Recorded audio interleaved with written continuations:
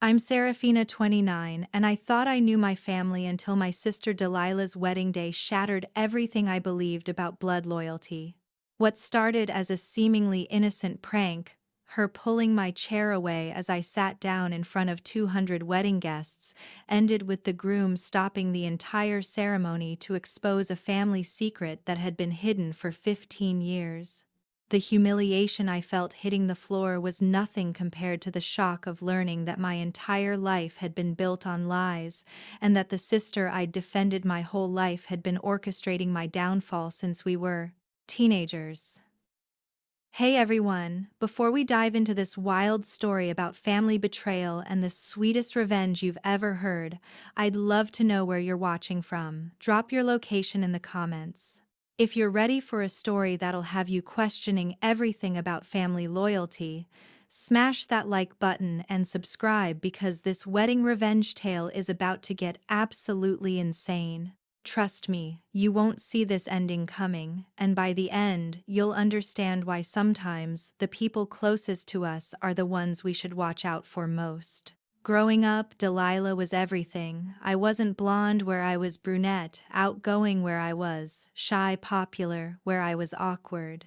At 26, she had this effortless charm that made everyone gravitate toward her, while I spent most of my 20s trying to figure out why I always felt like I was living in her shadow. Our parents, Margaret and Robert, never tried to hide their favoritism. Delilah got the bigger bedroom, the newer car, and most importantly, their unwavering support in everything she did. I remember countless family dinners where my achievements graduating summa cum laude, getting promoted to senior marketing director, buying my own condo were quickly overshadowed by whatever minor thing Delilah had accomplished that week. "Oh, that's nice, Sarah," Mom would say about my promotion, but did you hear Delilah got featured in that local magazine for her Instagram photography? It was always something. The pattern became so predictable that I stopped sharing good news altogether. Why bother when it would inevitably become about Delilah anyway? I convinced myself it was normal sibling dynamics, that every family had a golden child and a forgotten one. I told myself I was being dramatic, that my parents loved us equally, they just expressed it differently. But deep down, I knew something was off. There were whispered conversations that stopped when I entered rooms, knowing looks passed between family members that excluded me, and an underlying tension I could never quite identify. When I'd ask about it, everyone would brush me off with, "You're being paranoid, Sarah," or "You're imagining things." The worst part was how Delilah seemed to enjoy my confusion. She'd make little comments that felt like digs but were delivered with such sweet innocence that questioning them made me look paranoid. "Poor Sarah, always so sensitive," she'd say, when I'd react to her subtle jabs.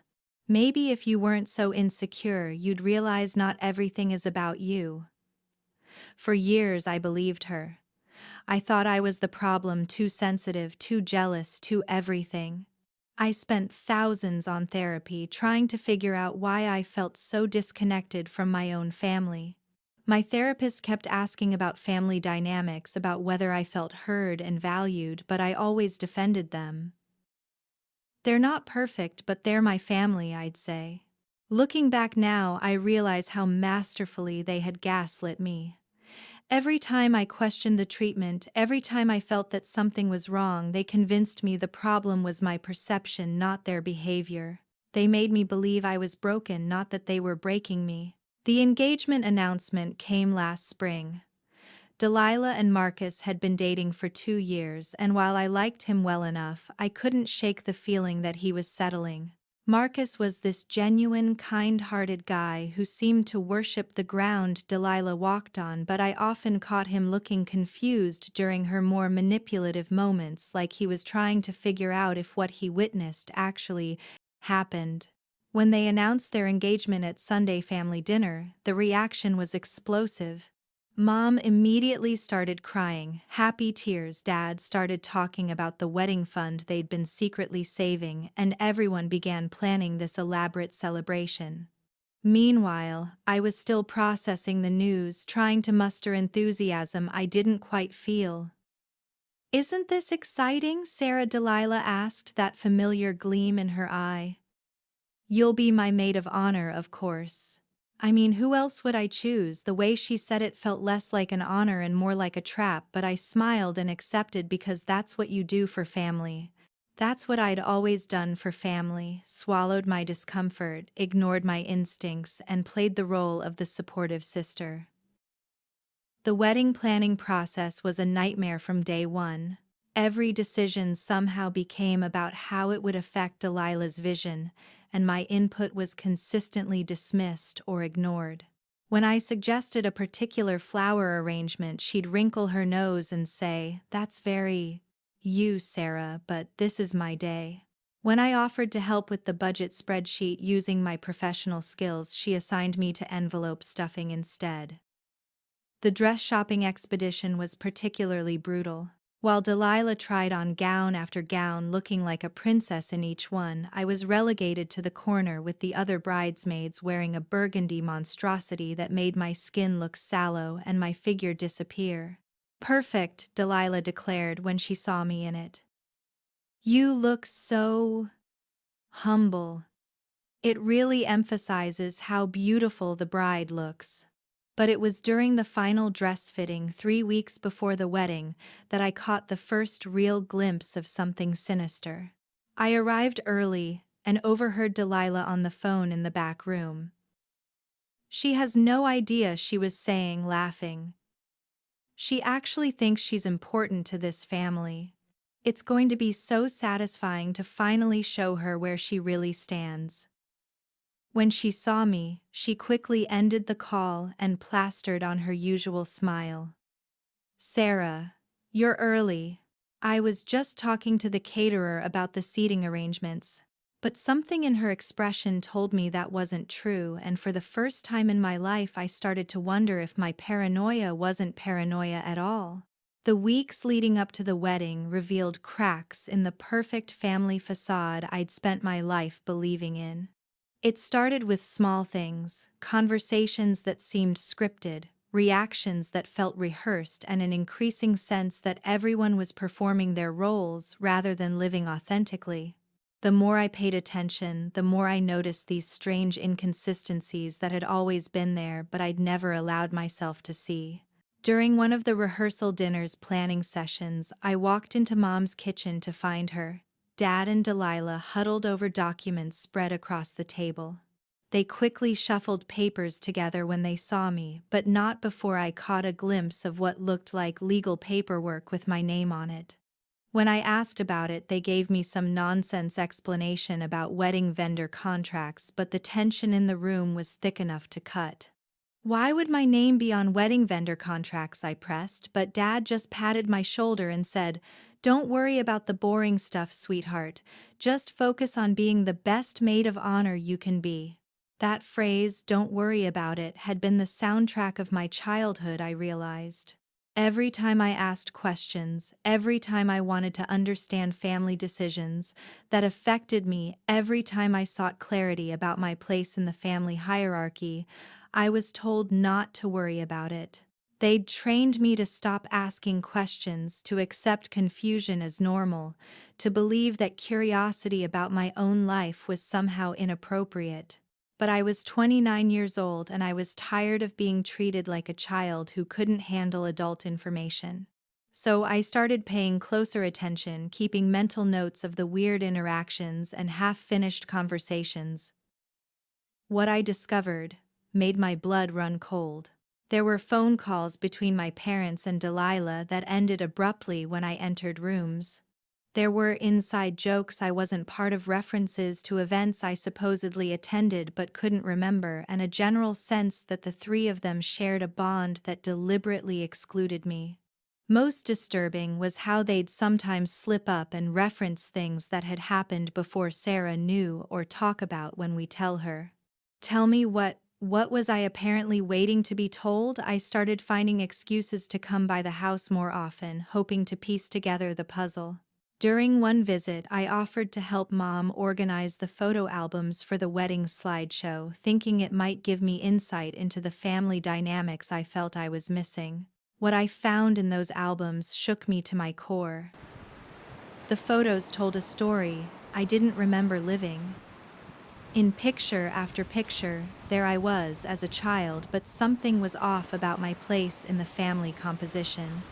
In group shots, I was often positioned slightly apart from the others, or my face was turned away, or I looked uncomfortable in ways that couldn't be explained by normal childhood awkwardness. More telling were the photos where I appeared to be crying or upset, but everyone else was smiling, like my distress was either ignored or worse, expected. There were also photos missing entirely, gaps in the timeline where other family photos existed but none with me in them. Birthday parties where I should have been present but wasn't. Family vacations I had no memory of, despite supposedly being old enough to remember them. "Mom," I said, holding up a photo of what was clearly my 8th birthday party, but in the background I could see myself sitting alone while Delilah blew out candles on what should have been my cake. "Why is Delilah blowing out candles at my birthday party?" Mom glanced at the photo and her face went white. "Oh, that was just, she was helping you. You were shy about the attention." But I wasn't shy about attention on my birthday. No kid is shy about their own birthday cake. I stared at the photo longer, noticing details that made the explanation fall apart. Delilah was wearing a birthday crown. The guests were singing to her, not me. I was wearing regular clothes while she wore a party dress. "This doesn't look like my birthday party, Mom. This looks like Delilah's party, but the date on the back says it's my birthday." The silence that followed was deafening. Mom's eyes darted around the room like she was looking for an escape route, and I heard Dad's footsteps approaching from the other room, presumably summoned by the tension in my voice. "Sarah, honey," Dad said, entering the kitchen with that patronizing tone I'd heard my entire life, "you're overthinking things." Memory is a funny thing, especially childhood memories. Sometimes what we remember isn't exactly what happened. But I wasn't remembering anything. I was looking at photographic evidence that my childhood had been different from what I'd been told. And their frantic energy to explain it away only convinced me that I was finally onto something real. That night, I went home and started making a timeline of all the strange family behaviors I'd observed over the years. The pattern that emerged was disturbing. Every major milestone in my life had somehow been overshadowed, redirected, or minimized, while Delilah's achievements, even minor ones, were celebrated like national holidays. When I graduated high school as valedictorian, the family dinner afterward was dominated by talk about Delilah's acceptance to community college. When I got my first job, the celebration was cut short because Delilah had gotten a part-time retail position that apparently deserved more attention. When I bought my condo, Delilah announced she was getting a new apartment the same day, and suddenly that became the focus of all family discussion. It wasn't coincidence. It was strategy. The more I thought about it, the more I realized that Delilah had this uncanny ability to create drama or announce news whenever I was supposed to be the center of attention. And my parents consistently took her side, redirected focus to her, and made me feel guilty for wanting acknowledgement of my own achievements. But why? What possible reason could they have for systematically undermining my sense of belonging in my own family? 2 days before the wedding, I was helping with final decorations when I overheard another phone conversation that stopped me, cold. Delilah was in the venue's bridal suite, apparently talking to someone about the wedding arrangements. "I know, 15 years feels like a long time to keep this up," she was saying, "but honestly, it's been kind of fun watching her never figure it out. She's so desperate to belong that she'll believe anything we tell her." 15 years. Whatever this was, it had been going on since I was 14 years old. I pressed closer to the door, my heart hammering in my chest. "Marcus doesn't know, obviously," Delilah continued. He thinks she's just my weird, awkward sister. But after the wedding, when we don't need to pretend anymore, I'm going to enjoy watching her world fall apart. She deserves it for being so pathetically naive all these years. I backed away from the door, my mind reeling. Pretend what? Deserve what? What had I done at 14 that was so terrible it justified 15 years of psychological manipulation? For the first time in my adult life, I felt truly afraid of my own family. Not just hurt or confused, but genuinely afraid of what they might be capable of. And with the wedding less than 48 hours away, I realized I was about to walk into whatever trap they'd been setting for the past decade and a half. The question was, did I show up and let it happen, or did I finally start fighting back? The morning of Delilah's wedding dawned crisp and clear, the kind of perfect October day that makes photographers weep with joy. I woke up in the hotel room I was sharing with the other bridesmaids, my stomach churning with a mixture of dread and anticipation. After overhearing Delilah's phone conversation, I'd spent 2 sleepless nights trying to decide whether to confront the situation or simply not show up. But running away felt like letting them win, and I needed to know the truth, whatever it was. I arrived at the venue early for hair and makeup, watching as the other bridesmaids chatted excitedly about the day ahead. They all seemed so normal, so genuinely happy for Delilah, and I wondered if I was the only one who sensed the undercurrent of something dark beneath the wedding's perfect surface. Or maybe I really was paranoid, as my family had always insisted. Maybe I was manufacturing drama where none existed. But then Delilah walked into the bridal suite radiant in her silk robe, and the look she gave me immediately confirmed that my fears were justified. It wasn't the look of a nervous bride happy to see her sister, it was the look of a predator who knew her prey was trapped. "Sarah," she exclaimed, loud enough for everyone to hear, "I'm so glad you're here early. I have a special surprise planned for you today." The emphasis on special sent chills down my spine, but the other women in the room cooed appreciatively, completely missing the malicious undertone. The hair and makeup process felt surreal, like watching someone else's life through a fog. I sat in the chair getting my hair styled while Delilah regaled everyone with stories about our childhood, stories that painted me as the difficult, jealous sister who'd always been envious of her success. The more she talked, the more I realized how carefully she'd crafted this narrative over the years, positioning herself as the patient, loving sister who'd had to deal with my problematic behavior. "Poor Sarah has always struggled with feeling left out," she told the makeup artist, while I sat there unable to respond without seeming to prove her point. "She's just very sensitive about family dynamics. We've all learned to be extra gentle with her feelings." The gaslighting was so smooth, so practiced that I almost admired the skill even as it made me nauseous. She was rewriting history in real time, making sure everyone in the room understood that if I reacted badly to anything today, it was because of my own psychological issues, not because of anything she'd done. By the time we were dressed and ready for photos, I felt like I was dissociating from my own life. The burgundy bridesmaid dress that had looked merely unflattering in the store now seemed deliberately chosen to make me look as unappealing as possible. Standing next to the other bridesmaids in their perfectly fitted gowns, I looked like an afterthought, a charity case included out of obligation rather than love. But it was during the family photos that things took a truly sinister turn. As the photographer arranged us for various group shots, I noticed that in every configuration I was positioned at the edge of the frame, often partially cut off or blocked by other family members. When I tried to move closer to the center, Delilah would subtly shift everyone else, ensuring I remained marginalized even in the photographs that were supposed to document this family celebration. "These will look so beautiful in the wedding album," Mom said, beaming at the photographer's camera screen.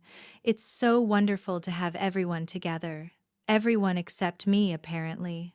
Even in my own family's wedding photos, I was an outsider looking in."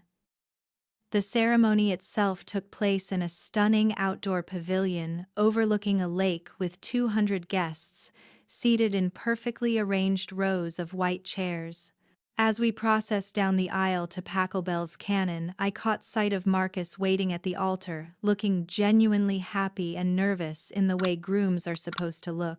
For a moment I felt a pang of sympathy for him. He had no idea what kind of family he was marrying into, no clue about the psychological games and manipulations that passed for normal in our household. The ceremony proceeded normally until we reached the part where the bride and groom were supposed to be seated for the unity candle lighting. The bridal party had rehearsed this moment several times. We were to step back and allow the couple to sit in the special chairs that had been decorated with ribbons and flowers symbolizing their new union. As I moved toward my designated chair on the far left of the bridal party arrangement, I felt confident that at least this part of the day would go smoothly. I'd practiced the movement a dozen times during rehearsal, and there was nothing complicated about simply sitting down. But as I lowered myself into what I thought was my chair, I felt it slide away beneath me. In front of 200 wedding guests, I crashed to the ground in a tangle of burgundy satin and embarrassment, my carefully styled hair coming undone and my bouquet scattering across the white runner. The collective gasp from the audience was audible, followed by a moment of stunned silence.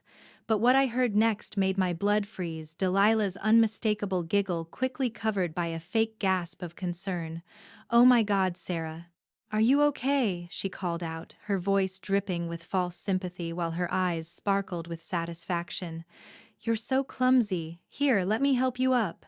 As I struggled to get to my feet, my face burning with humiliation, I realized that this wasn't an accident. She had deliberately pulled my chair away, timing it perfectly to cause maximum embarrassment in front of everyone we knew. This was the special surprise she'd mentioned that morning, a public humiliation designed to cement my position as the family embarrassment.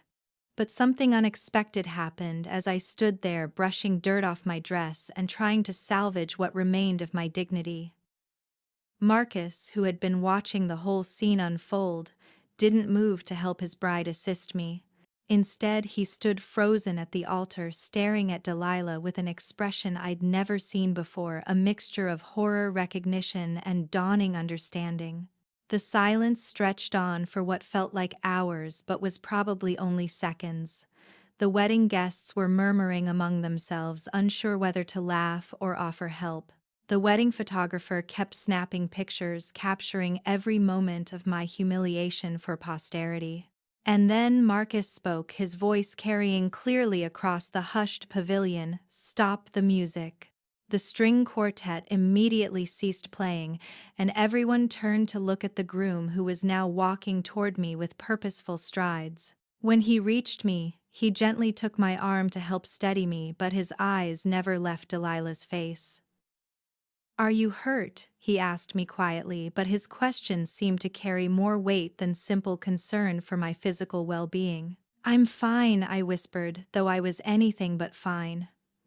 I was confused, embarrassed, and suddenly very aware that something significant was happening that I didn't understand. Marcus nodded, then turned to address the crowd. "Ladies and gentlemen, I need to speak with my bride privately before we continue. Please enjoy the refreshments while we take a brief intermission." The murmur from the guests grew louder as Marcus took Delilah's hand and led her away from the altar toward the bridal suite. But before they disappeared inside, I heard him say something that made my knees go weak. 15 years is long enough, Delilah. It's time to tell her the truth." Suddenly, everyone's behavior over the past few weeks made perfect sense. The whispered conversations, the legal documents, the systematic exclusion, the carefully orchestrated humiliation, it was all building to this moment. But what truth had they been hiding for 15 years? And why did Marcus know about it when I didn't? As I stood there in my ruined dress surrounded by confused wedding guests and my concerned-looking parents, I realized that my family's web of deception was about to unravel. The question was, would I survive what I was about to learn? This is where things get absolutely wild, and trust me, you won't believe what happens next.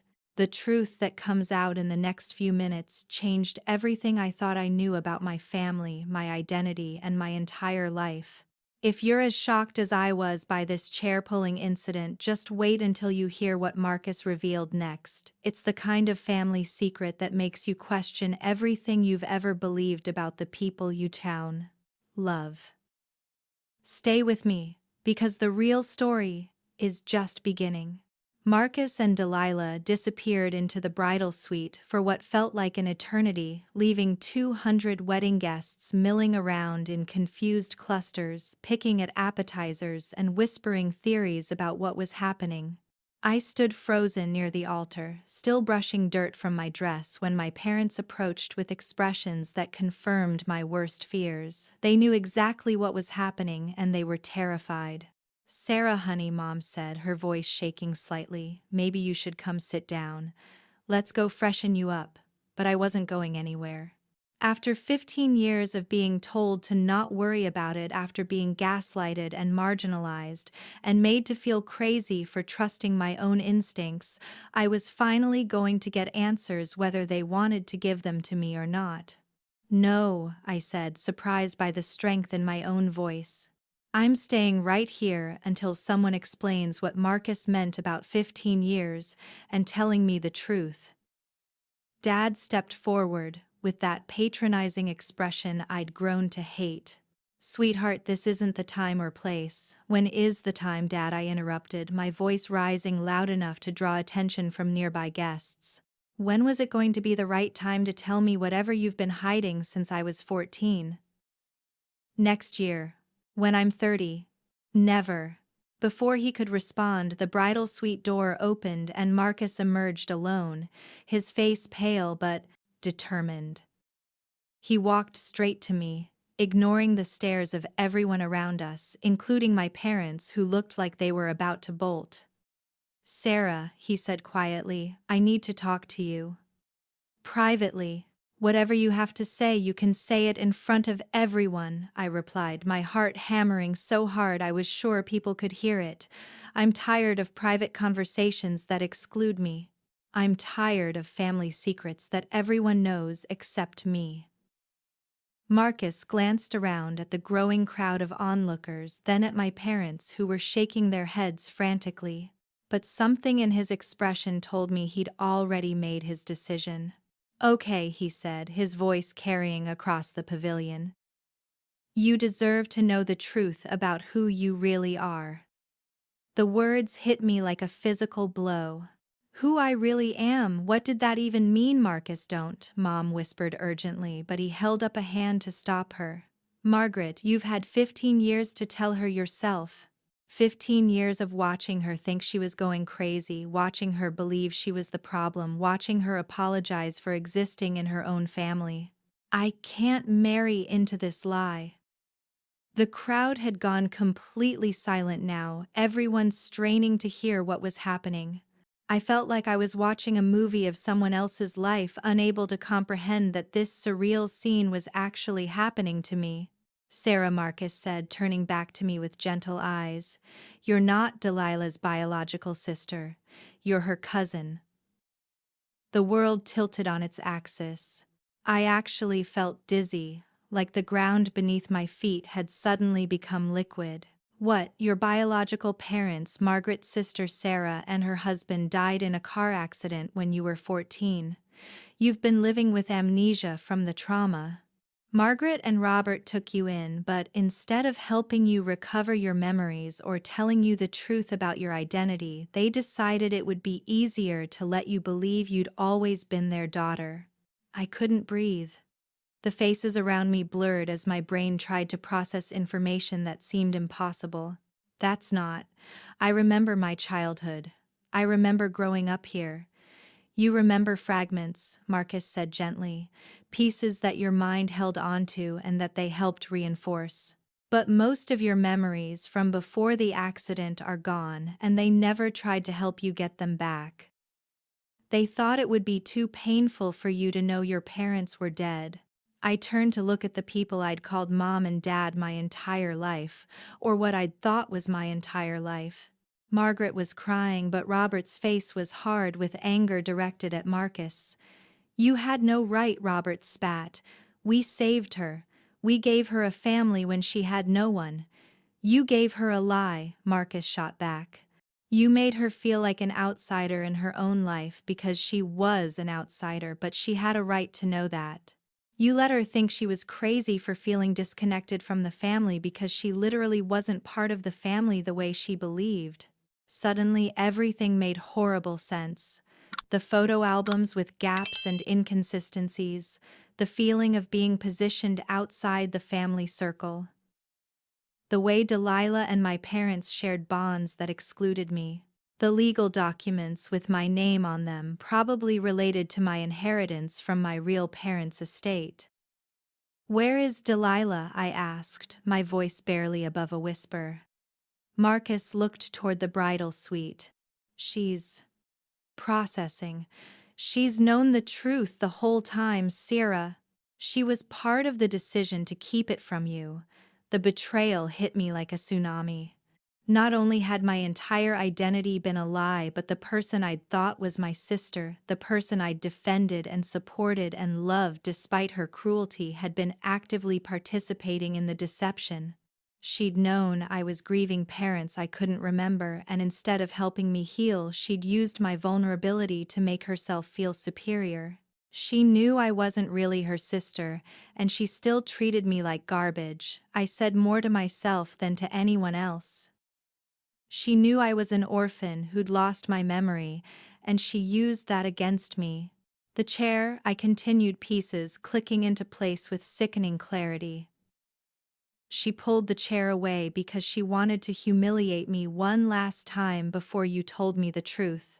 She wanted to make sure I felt as small and worthless as possible before I found out I'm not actually required to put up with her abuse anymore. Marcus nodded grimly. When I realized what she was planning to do today, I couldn't stay silent anymore.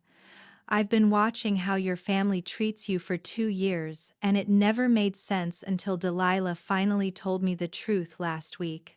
She thought it was funny," she said. "Watching you try so hard to fit in with a family that was never really yours was the best entertainment she'd ever had." The cruelty of it took my breath away. For 15 years, I'd been mourning parents I couldn't remember while trying desperately to earn love from people who viewed my existence as a burden. I'd been trauma bonded to a lie, believing that my inability to feel truly connected to my family was a personal failing rather than a natural response to being gaslit about my own identity. "The documents," I said, remembering the papers I'd glimpsed at Mom's kitchen table. "What were those about?" Robert and Margaret exchanged a look, and I knew I'd hit on something significant. "Your parents left you a substantial inheritance," Margaret said quietly. "A house, life insurance, savings accounts. As your guardians, we've been managing it for you, but you're supposed to gain full access when you turn 30 next year." "Supposed to," I repeated. The silence that followed told me everything I needed to know. They'd been planning to keep my inheritance from me, probably by continuing the lie about my identity indefinitely. After all, if I never knew my real parents existed, how could I claim what they'd left me? How much, I asked. "Almost $400,000, Marcus said quietly. "Plus the house in Portland that's been sitting empty all these years." My legs gave out. I sat down hard on the pavilion steps, my ruined dress pooling around me as I tried to comprehend the magnitude of what had been stolen from me. Not just money, though $400,000 would have changed my life significantly, but my identity, my history, my right to grieve my real parents properly. "Sarah," Margaret said, approaching cautiously, "we thought we were protecting you. The trauma was so severe the doctors said you might never recover your memories. We thought it would be kinder to let you believe you'd always belonged with us rather than tell you that you'd lost everything." "Kinder," to whom I asked, looking up at her with new eyes. Because it seems to me like it was convenient for you to have a traumatized teenager who was so grateful for any scrap of affection that she'd tolerate being treated like a second-class citizen in her own home. That's when Delilah finally emerged from the bridal suite, her wedding dress pristine but her makeup smeared from crying. She looked between me and Marcus, and I saw something in her expression I'd never seen before: fear. She was afraid of me. For the first time in our relationship, Delilah was afraid of what I might do now that I knew the truth. And honestly, she should be. The tension in the pavilion was electric as Delilah stood there in her wedding dress, finally faced with the consequences of 15 years of psychological manipulation.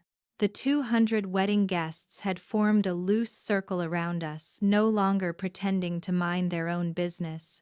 This was better than any soap opera, and everyone knew they were witnessing something that would be talked about for years. Sarah, Delilah said, her voice uncharacteristically small. Please let me explain. Explain what exactly? I stood up from the pavilion steps, and for the first time in my life I felt taller than her. Explain how you've spent 15 years knowing I was an orphan with amnesia and decided the best course of action was to psychologically torture me. Explain how you pulled my chair away in front of 200 people because you thought humiliating a trauma victim was funny. The crowd's reaction was audible gasps, murmurs of disgust, and what sounded like someone saying, "What the hell is wrong with this family?" Delilah's eyes darted around at the faces surrounding us, many of them now looking at her with expressions ranging from confusion to outright horror.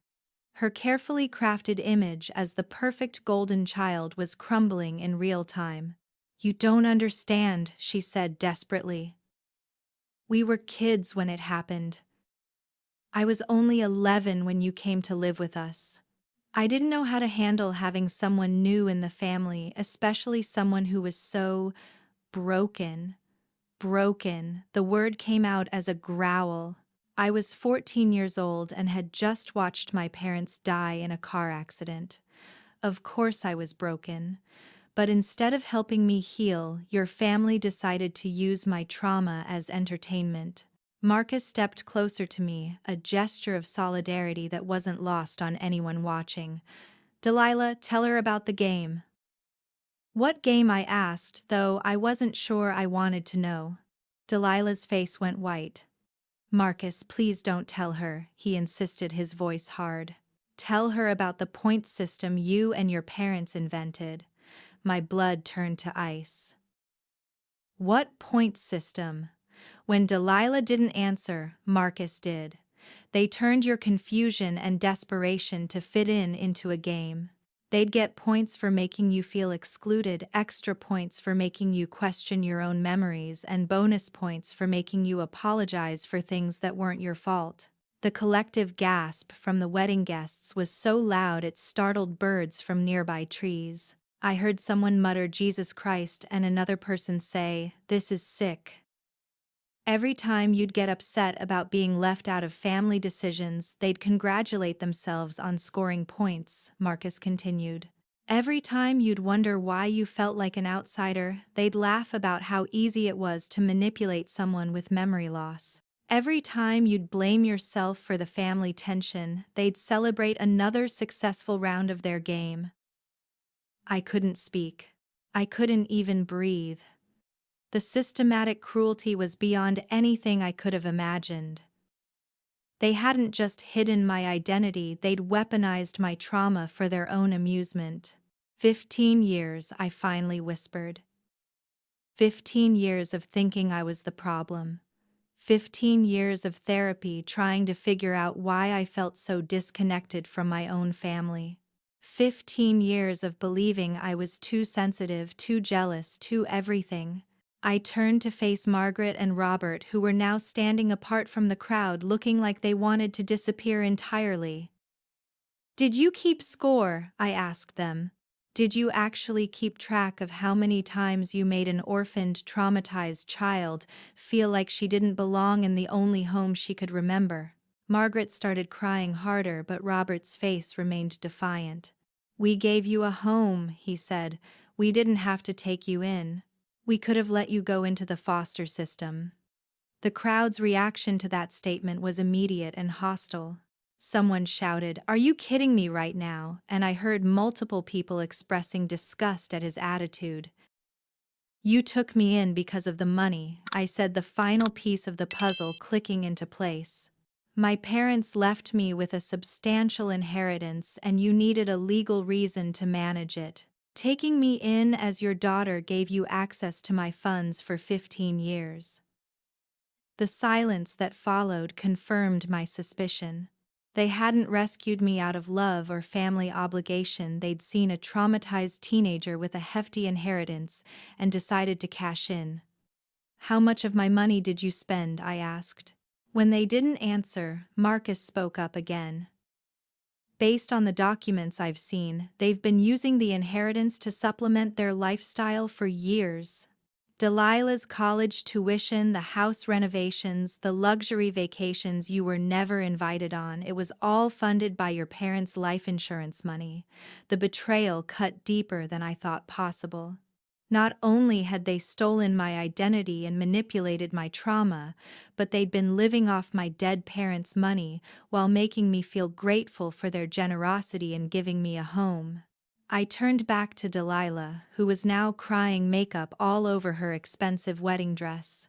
"What was your plan for today? Was the chair just one last humiliation before you disappeared into married life?" "I wanted you to know your place," she sobbed. "I wanted you to understand that no matter what Marcus told you, you'd never really be part of our family. You'd always be the charity case we took pity on." The honesty was refreshing even as it was devastating. For the first time in 15 years, someone in this family was telling me the truth about how they really felt. "Well," I said, surprised by how calm my voice sounded, "mission accomplished. I finally understand exactly where I stand with this family." I turned to address the crowd of wedding guests, most of whom were still standing there with expressions of shock and disgust. "Ladies and gentlemen, I apologize for the disruption to what was supposed to be a celebration, but I think it's important that you all know exactly what kind of people you're here to honor today. The bride, groom, and both sets of parents have spent 15 years psychologically abusing an orphan teenager for their own entertainment, stealing her inheritance, and gaslighting her into believing she was mentally unstable." The murmur from the crowd grew louder, and I could see people pulling out their phones to record what was happening. This story was going to spread far beyond the 200 people present. "I don't know if the wedding is going to continue," I said, "but I won't be staying to find out. I have some calls to make to lawyers, and apparently I have a house in Portland to visit." As I started to walk away, heels clicking on the pavilion's wooden floor, Marcus called after me, "Sarah, wait." I turned back to see him looking torn between his bride and his conscience. "The wedding is off," he announced to the crowd. "I can't marry someone who's capable of this level of cruelty, especially not someone who thinks psychological torture is entertainment." Delilah's wail of despair could probably be heard 3 counties over, but I felt nothing but satisfaction. For the first time in 15 years, there were consequences for her actions. Real consequences that couldn't be explained away or minimized. As I walked toward the parking lot, leaving behind the chaos of the canceled wedding and my former family's destroyed reputation, I felt something I hadn't experienced since I was 14 years old: freedom. 6 months later, I'm sitting in my real parents' house in Portland, my house now, writing this story and still occasionally marveling at how completely my life has changed. The legal battles were swift and decisive once I had Marcus's testimony and the financial records showing years of misappropriation of my inheritance. My parents, my real parents, Sarah and David Chen, had been smart with their money and careful with their planning. They'd left detailed instructions for my care and explicit wishes that I be told the truth about their death when I was ready to handle it emotionally. The amnesia, it turned out, wasn't as complete as the Hendersons had led me to believe. Working with a trauma specialist who actually understood memory recovery, I've been able to piece together fragments of my life before the accident. I remember my mother's laugh, my father's terrible jokes, and most importantly, I remember feeling genuinely loved and valued for who I was, not grateful for scraps of conditional affection. The house itself is like a time capsule of my real family's life. They'd kept my childhood bedroom exactly as I'd left it, clearly hoping I'd recover my memories someday and want to come home.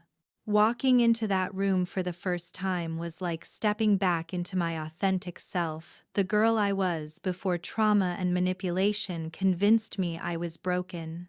Margaret and Robert faced criminal charges for financial exploitation of a vulnerable adult, though they ultimately pled out for restitution and community service. The real punishment was social. The wedding video that multiple guests posted on social media went viral, and they became local celebrities for all the wrong reasons. Last I heard, they'd moved to another state to escape the attention. Delilah's life imploded spectacularly after the wedding.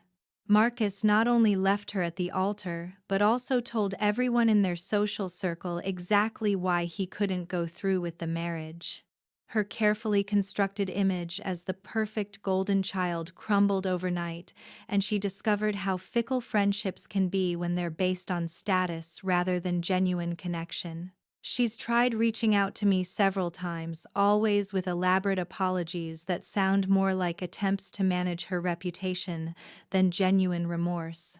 But the most satisfying part of this whole experience wasn't watching my former family face consequences, it was discovering who I really am when I'm not constantly trying to earn love from people who were never going to give. It turns out I'm actually pretty amazing. Without the constant criticism and gaslighting, my confidence returned with startling speed. I got promoted to VP of marketing at my company, after presenting ideas I never would have had the courage to share when I was busy apologizing for my own existence.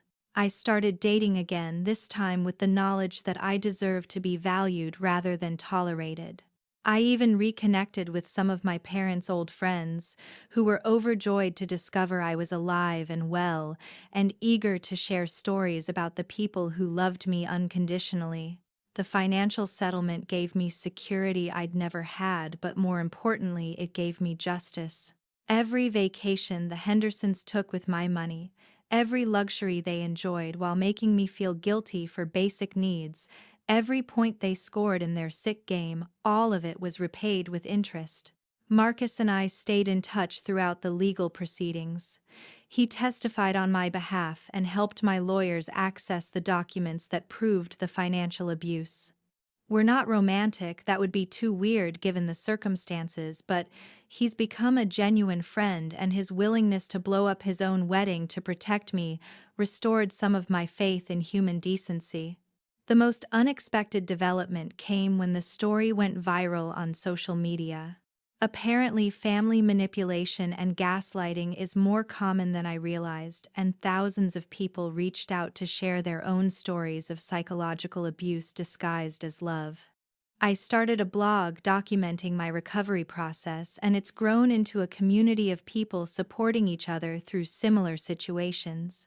So, here's what I learned from 15 years of psychological warfare disguised as family love. Your gut instincts are usually right. Gaslighting only works if you let other people define your reality. And sometimes the best thing that can happen to you is discovering that the people who made you feel crazy are actually the ones with the problem. To anyone out there who feels like they're going insane in their own family, who constantly questions their own memories and reactions, who feels like they can never quite earn the love they're desperately seeking, trust yourself. Document the weird interactions. Pay attention to the patterns. And remember that family isn't defined by blood or legal documents, but by who treats you with genuine love and respect. The chair-pulling incident that started this whole revelation was supposed to be my final humiliation, the last laugh at my expense before I disappeared into obscurity. Instead, it became the moment when 15 years of lies finally caught up with the people who told them. They wanted to show me my place, mission accomplished. My place is in a life where I'm valued, respected, and loved for who I really am, not manipulated into gratitude for the bare minimum of human decency. And honestly, that's the sweetest revenge of all. I know this story probably brought up a lot of emotions, and maybe some of you are recognizing patterns in your own families that you've never wanted to acknowledge. Have you ever experienced family gaslighting or felt like you were going crazy in your own home? Have you seen karma catch up with people who thought they could manipulate others without consequences? I'd love to hear your thoughts and stories in the comments below. Sometimes sharing these experiences helps us all process the complicated dynamics of family relationships. If this story resonated with you, please hit that like button and subscribe for more real-life stories about overcoming family trauma and finding justice in unexpected places. Share this video with anyone who might need to hear that their instincts about toxic family dynamics are probably right and that there's life beyond psychological manipulation. Thank you for listening to my story and for being part of a community that believes in supporting each other through life's most challenging moments. Remember, you deserve to be loved and valued exactly as you are, and anyone who makes you feel otherwise doesn't deserve a place in your life, family or not. Here's to choosing the families that choose us back, and to the sweet satisfaction of watching manipulators face the consequences of their actions. Take care of yourselves, and I'll see you in the next video.